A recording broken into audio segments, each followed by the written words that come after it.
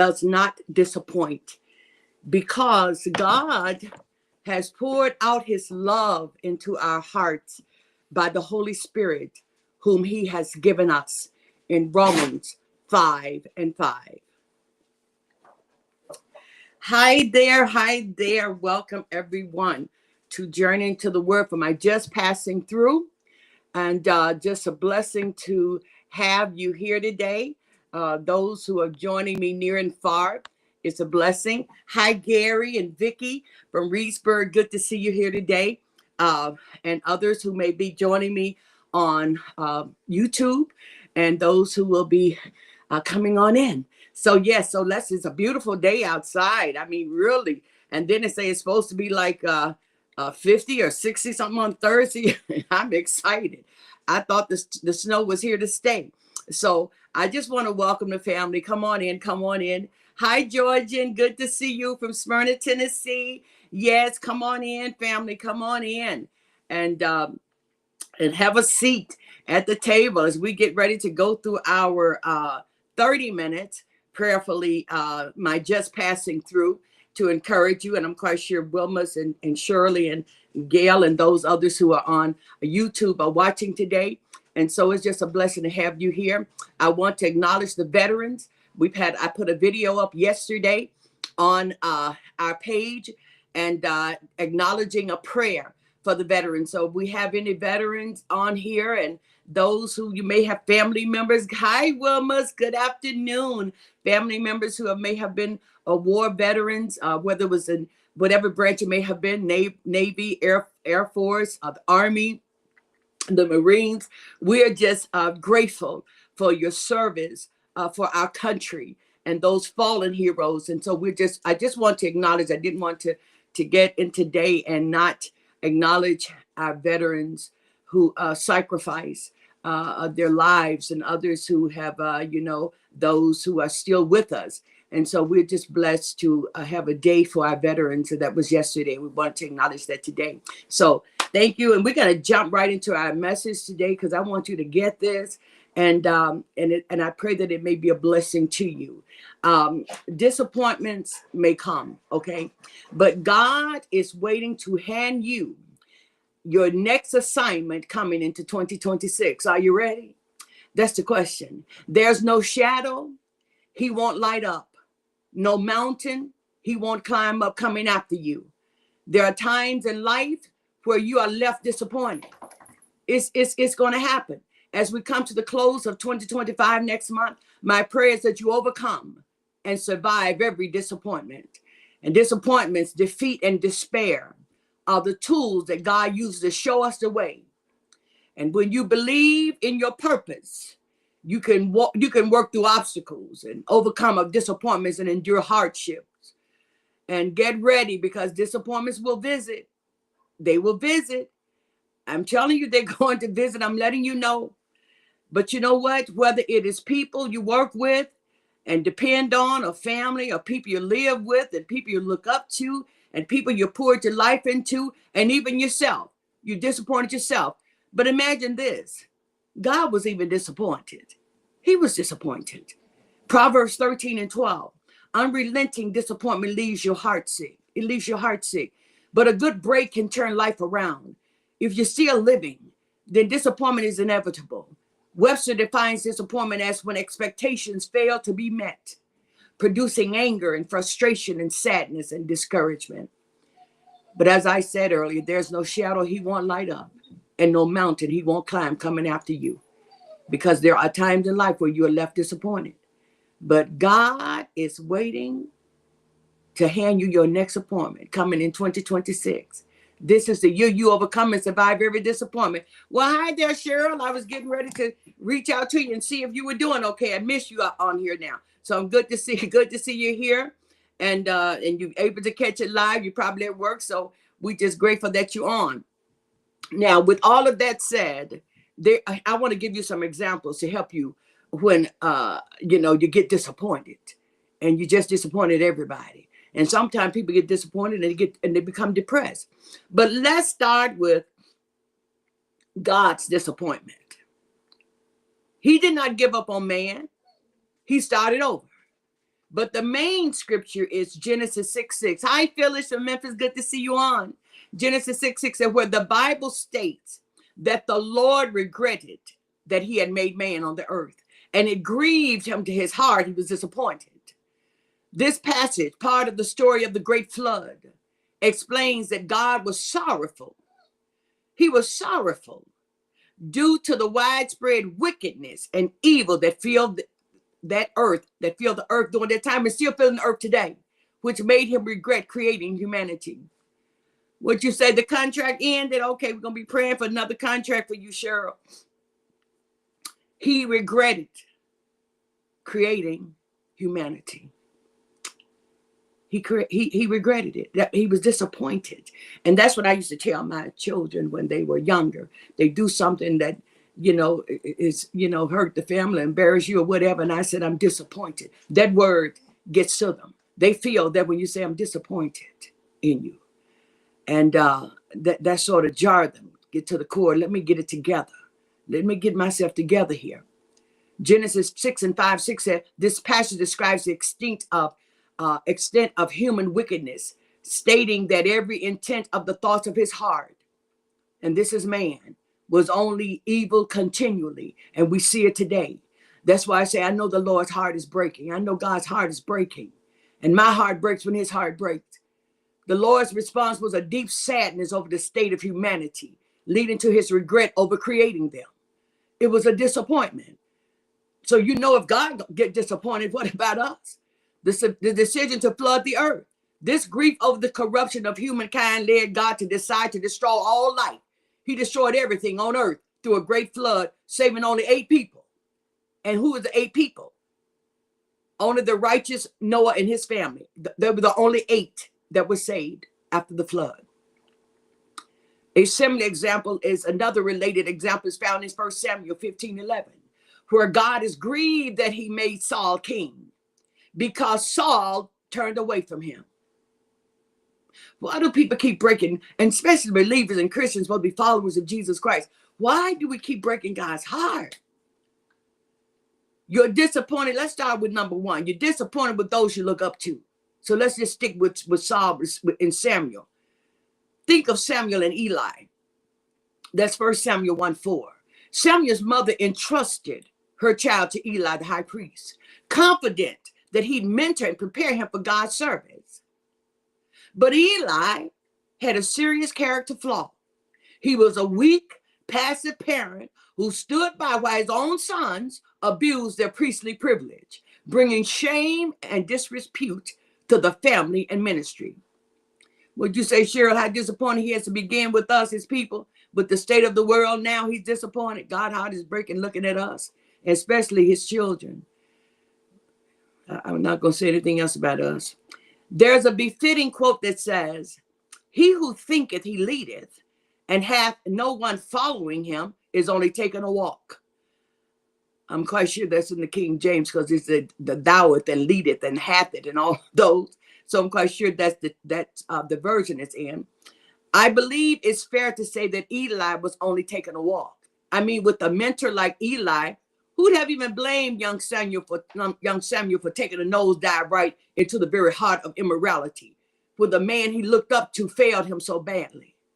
But no, instead, he filled his disappointment and kept his eyes on God. And that's what I want to share with you as we get through here, what you need to do. The Bible says Samuel grew and the Lord was with him. 1 Samuel 3:19. You see, my wins to just passing through is to encourage you. And I want to give you some encouragement today. Samuel grew and the Lord was with him.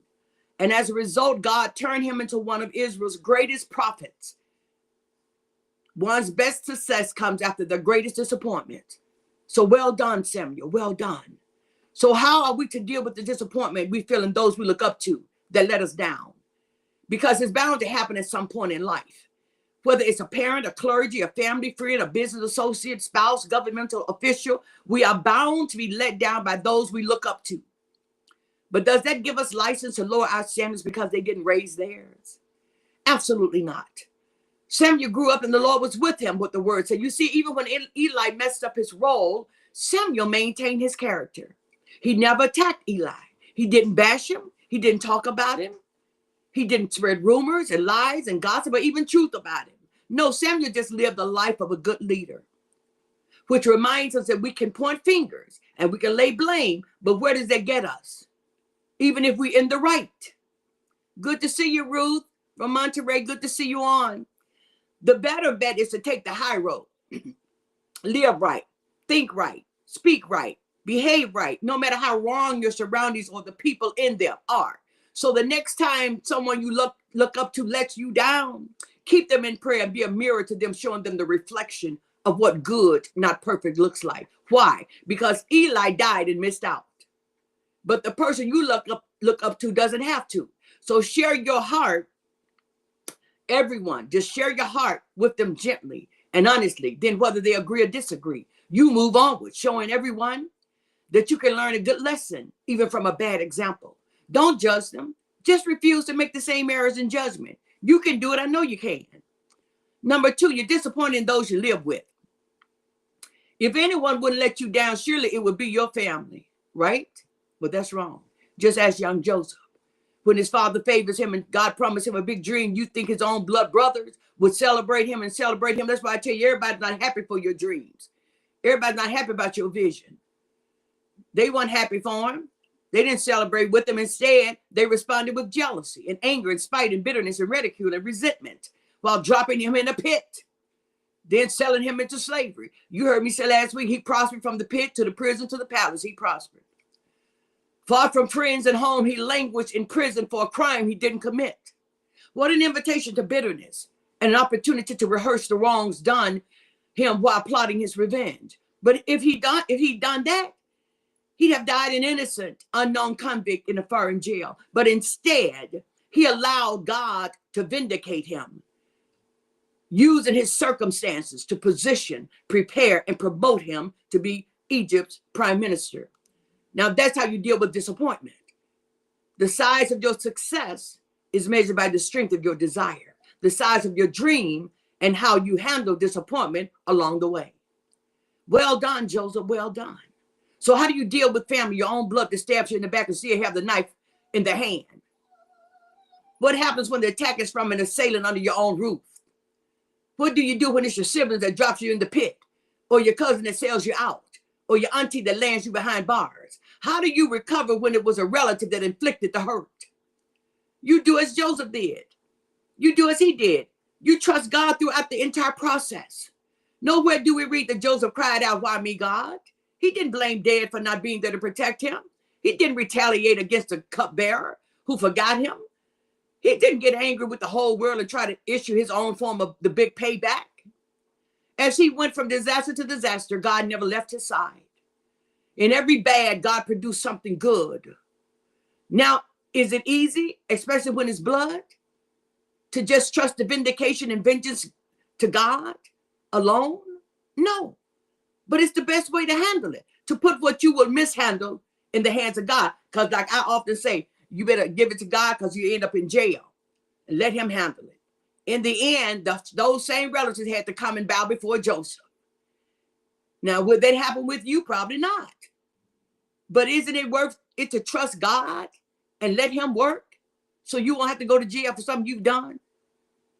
Maybe, just maybe, you'll at least get the apology, and more importantly, you'll get reconciliation. But take the high road, take the high road, family. Even when it's family that's trying to drive you off course, because family would do it. I'm telling you, they would do it. Number 3, you're disappointed in those you work with and depend on. To succeed, you need people. You can't make it without them. And when those people fail you, it's painful. Imagine Moses' disappointment. He leaves his brother Aaron in charge while he attends a summit conference with God and receives the 10 Commandments. Returning, he finds Israel in anarchy, idolatry, and unspeakable perversion.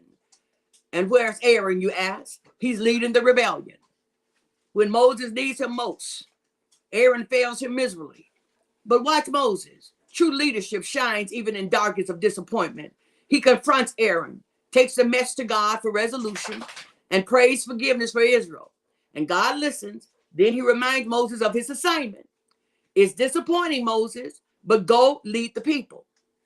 My angel will go before you. That's in Exodus 32 and 34.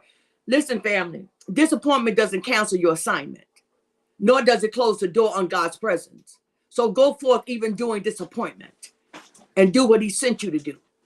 Man must be disappointed with the lesser things of life before he can comprehend the full value of the greater. Well done, Moses. Well done.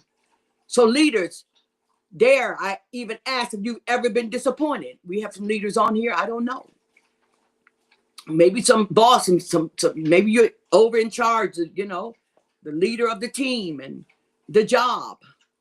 You don't give them the cold shoulder. That doesn't mean you disown them. No. So I say today, I dare leaders, I dare, even if you've ever been disappointed by your leaders.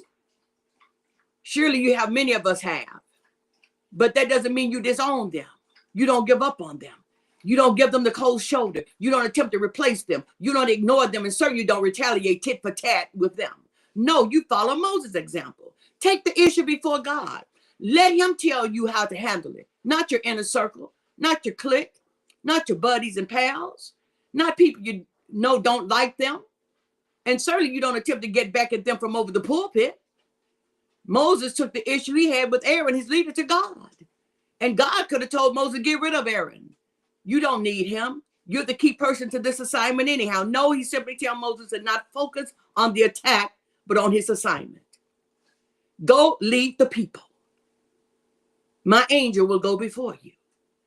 And if there are any leaders on here, I do not have to tell you just how difficult it is to lead people, especially those who are stiff-necked and hard-headed and rebellious. But do you get to retaliate? Nope. You are still held accountable for your leadership, your life and lifestyle, and your responses to offense. Your character and integrity must remain intact. You must still be above reproach. Even those who lead you keep falling under it. Yes, the disappointment hurts, but you can't let the wound infect your assignment.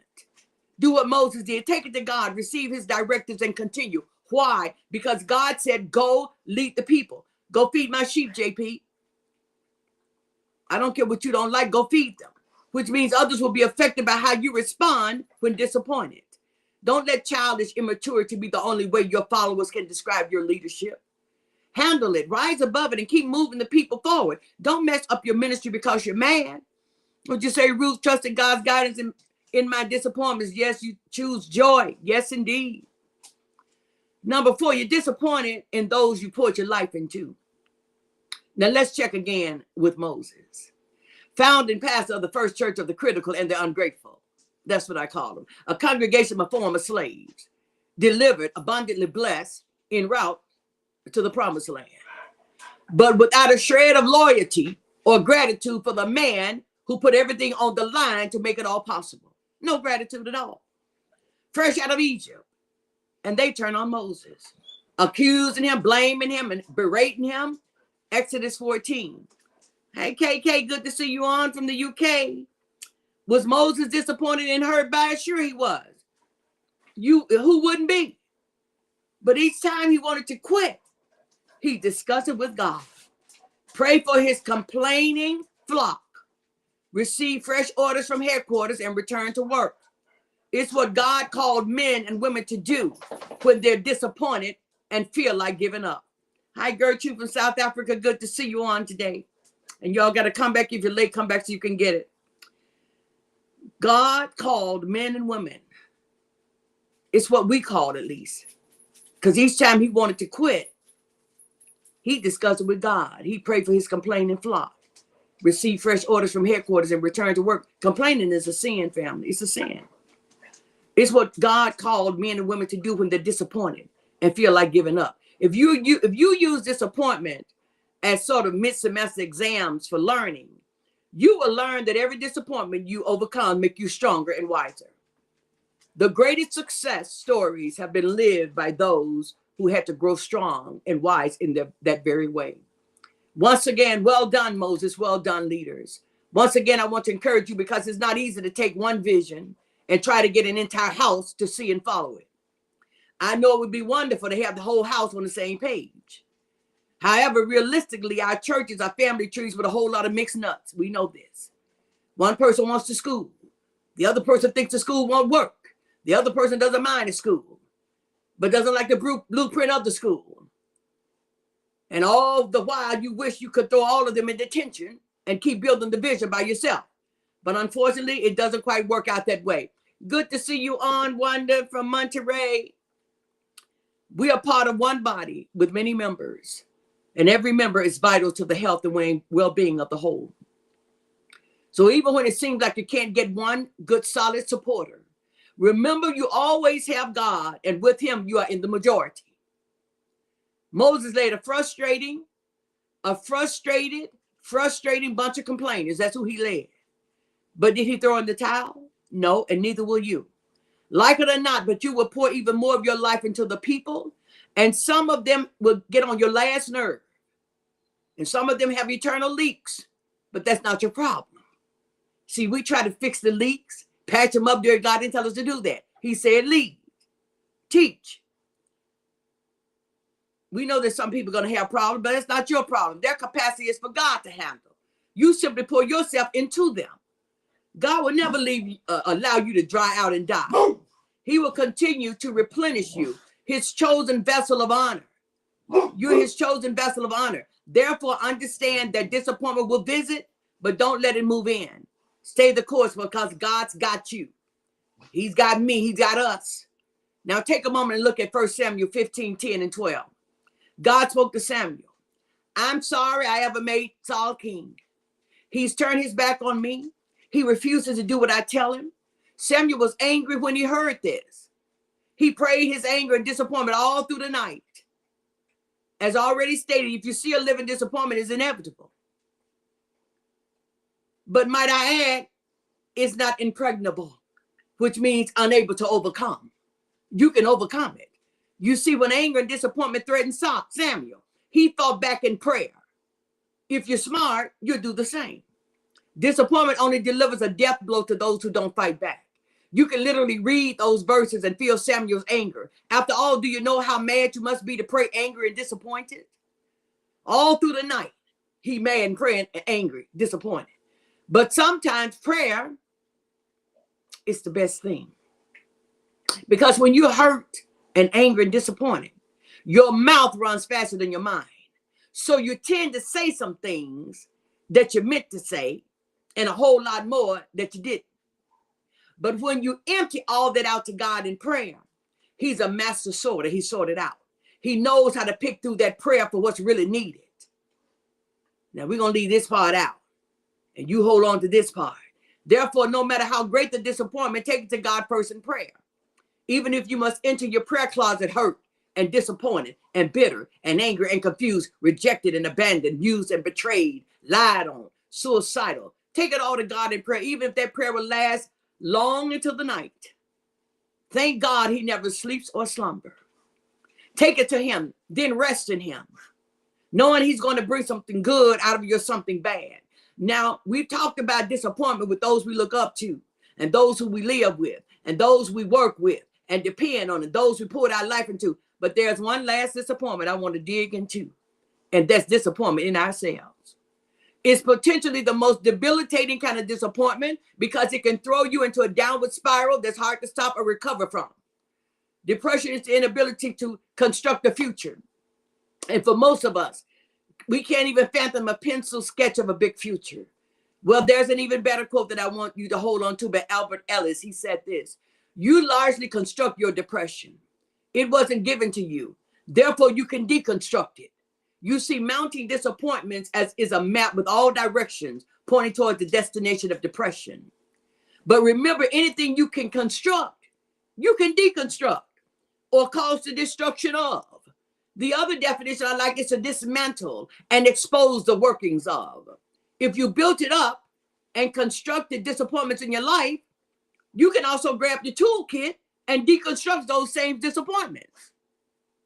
Then take them apart, dismantle them, and expose the work behind them. So you, even if you brought the discouragement, the disappointment, and depression on yourself, there's still a way to recover. Just as Peter.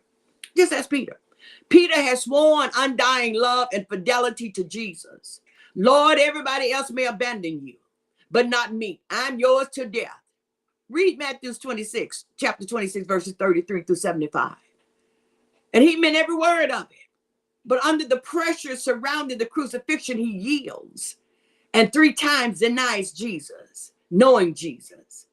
Later, remembering Jesus' words before the rooster crows, "You'll deny me 3 times," Peter, heartbroken by his own dismal failure, went outside and wept bitterly. Luke 22:62. Have you ever been there? Asking God how can you possibly use someone as messed up as me? I lost a job. I flunked out of school. I had the baby out of wedlock. I have a prison record. I fell off the wagon again. I've destroyed my finances. My health is falling apart. My marriage is on life support, and we're both ready to pull the plug. I can't even remember the last time I prayed or fasted or studied your word. I can't remember the last time my hands clapped, my feet danced, or praise was on my lips and worship in my spirit. Lord, my family is a feuding mess. The loans were denied. The bills are about to drown me. There's so much to pray for regarding my kids. I don't even know where to start.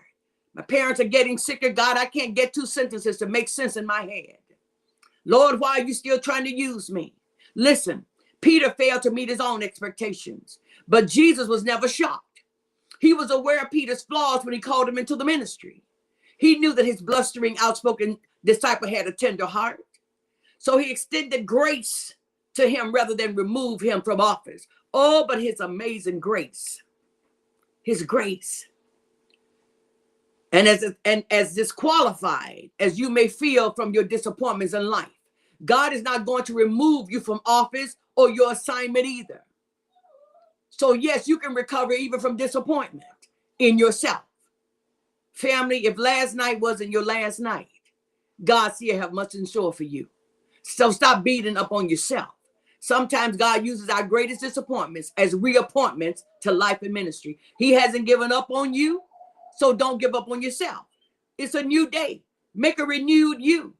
Renew your mind, refresh yourself, and fulfill your purpose in life. God is waiting to hand you your next assignment, but he don't want you to be coming in here with disappointment until the new year. We just got a month left. He's ready to hand you your next assignment. And this is the year that you're going to overcome. We got another month and survive every disappointment. That's my prayer. Lord, let this be the year that the family, journey into the word family and others, overcome and survive every disappointment that they've had to face in 2025. When you believe in your purpose, you can work through obstacles and overcome disappointments and endure hardships. Disappointments are just God's ways of saying, I've got something better. So be patient. Have faith in your life. When you find your path, you must not be afraid. You need to have sufficient courage to make mistakes. Disappointments, defeat, and despair are the tools that God uses to show us the way. And that's my message for today. 30 minutes, I got it. I don't want you going into 2026 disappointed. Well, you say, Cheryl, thank you for such a much needed message. I pray, I'm always praying what the Holy Spirit gives me. I'm always praying that the family can grasp what God is giving me to give you of, because it's specifically for you. You get it. You get the best of it. To teach you how to do things and how and why and what and when and how and all of those things. So you got your list of what to do when you're disappointed with yourself and you look at the others and you go and read about it in the Bible. And you're disappointed with the folks you look up to and the people who you poured your life into and the folks that you work with and you depend on and just disappointed with the folks you live with and all these things that's coming and you're disappointed with those, like I said, you look up to. Disappointment on every level. But God has a plan. And when 2026, God, that's why I'm giving you this. So you can work through all of this. So that when the first of the year comes, and God said, I have an assignment for you. And you get all of these other assignments that you could put on your list that he didn't give you, remove them out the way. Say, God, if this is not what you put up for me, show me, Lord. Please help me and teach me. Hi, Victor. And if you came in late, just come on back because we're wrapping up now and you need to get it. But we're not going to be disappointed. No, we're not. Because we know what to do. We know what chapters to read. We know what God said. And I can say God was even disappointed. But did he give up on us? No, he just wiped them out and said, let me come back. Thank you, Wilma. Thank you. And I pray that y'all get the nuggets. So this is what I just thank each one of you. I pray for you. We're coming up to Thanksgiving. This is a month of giving and being thankful. And I just want you to be here on next Saturday. I always want the family here. And I want you to think about Thanksgiving and those who without and just be grateful. But I have a message God's given me leading up to Thanksgiving. I got a Thanksgiving message, but they got this one leading up to it. So I want you to take what I've said today and share it with somebody. Hit the like button. If you like the messages, hit the like button. And let people know you like what was delivered today, the message. Because I know he has much for you, and he got assignments for many of you all. He got assignments that he's given to you in 2026. And all this disappointment and stuff, you're not going to have to deal with that stuff. No, I know how to handle disappointments. So thank you, Gary. Thank you, Vicky and Gary from Reedsburg. Thank you, Victor from Nairobi, Kenya, and Wilmus from Elroy, Wisconsin. Thank you, Kay from the UK, the United Kingdom over there. And thank you, Cheryl. Glad to see you from Madison, and Gertrude from South Africa, and Ruth from Monterey, and Wanda from Monterey, and Phyllis from Memphis, Tennessee. Let's see, Wilmus and Georgian from Smyrna, Tennessee, and Shirley Cobb from Memphis, who's on YouTube, and Gail on YouTube, and there are others on YouTube. And I thank you, Geraldine, hanging here with me to get everything together. And I thank each one of you. If I missed you, if I didn't see your name, please forgive me. I didn't intend to. But I always want to acknowledge the family that's here, because I know that you all could be doing something else on Wednesdays. And it's a beautiful day today, but you took time to come get the word. And that's a blessing that you came to get the word. And if you got complaining going on in your life, know that it's a sin to complain. But if you're disappointed about things, now I've given you all these steps and chapters to read, so you can say, I'm not going to be disappointed. I'm going to rise above this, because God got something for me to do, and I can't do it disappointed. And don't try to get back at people. You can't fight fire with fire, because you'll never put out the flame.